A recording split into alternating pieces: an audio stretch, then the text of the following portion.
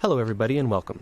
My name is Derek Neal. I'm the executive producer here at Maximum Games, and I'm excited today to be able to bring you this sneak peek into our upcoming action-adventure title, Extinction. What you're about to see is a small slice of one level, and this is a very early pre-alpha build, so please expect some things to change between this and the final version. With that said, let's get started. Extinction takes place in a lush, vibrant fantasy world, full of painterly textures and bright, rich colors.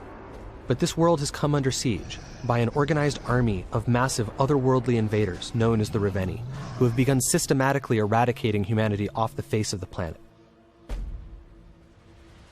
You play as Avil, one of the last of the Sentinels, a legendary group of warriors with the skills and tools necessary in order to take down these massive foes. The gameplay in Extinction emphasizes high-speed traversal around the environment. In addition to the basic jump and double jump, Avil can also run horizontally along walls, run vertically straight up walls, air dash through the sky, come floating back down gently, can bounce off of springy objects in the environment such as building awnings or treetops, and can use his whip like a grappling hook to get around. When he does this, time slows down, giving him time to plan his next move and make split-second decisions. Of course, Avil's ultimate goal is to save as much of humanity as possible. He needs to protect them from the constant onslaught of the ogres and their minions. He does this by engaging them in real-time, skill-based combat.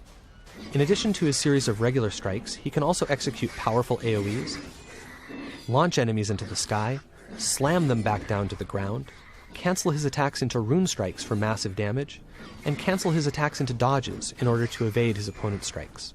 Of course, the star of the show is Avil's combat with the ogres.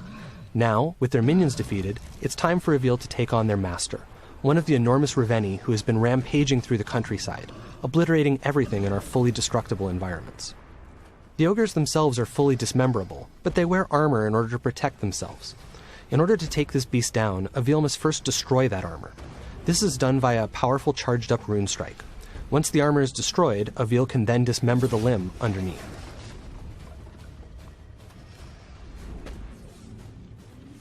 Dismembering limbs like this builds energy which Avil will need to ultimately be able to strike the finishing blow. And as you can see, this ogre is none too happy about the loss of its leg, and Avil has to dodge its attacks while also trying to remove the remaining armor in order to get to the limbs beneath them. This is an extremely dangerous situation to be in because if any of these blows actually manages to hit Avil, it will be death in a single hit. Having now absorbed enough power and weakened the ogre sufficiently, Avil is now ready to go ahead and strike the finishing blow. Using the traversal options we showed off earlier, Avil is able to climb up the ogre's back, take out its helmet, and deliver the coup de grace.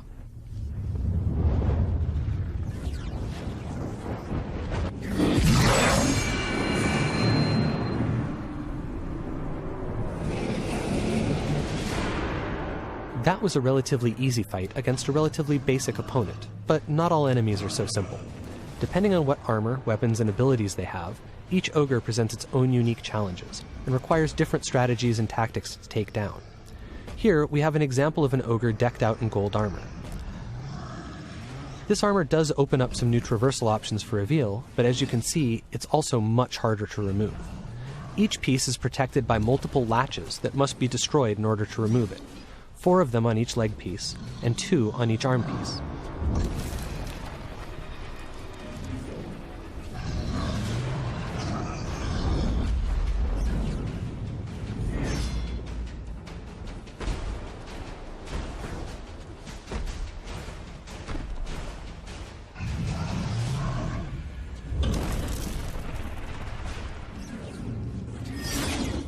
Having finally destroyed all the latches, Avil is now able to dismember the first of this ogre's legs. Moving on to the arms, however, is now much more difficult, as they are constantly moving, making it hard to target those tiny latches. Avil must dodge the ogre's attacks and their minions' attacks while doing this.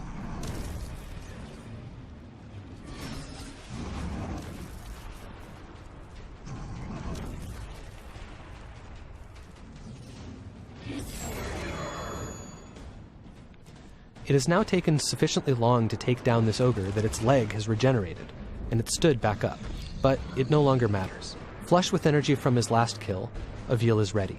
He climbs up the back of the ogre and is presented with one final challenge, staying up there long enough to take out its remaining armor.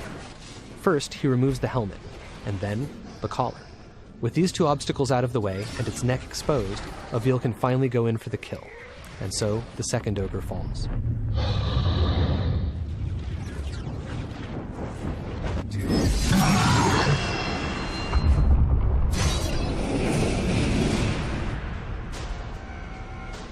As I said before, this was just a short glimpse into some early pre-alpha gameplay, and there's much more to come.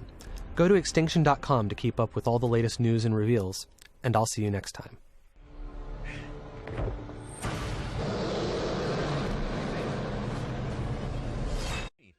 Deixa seu like, se inscreva e ative as notificações. Até a próxima.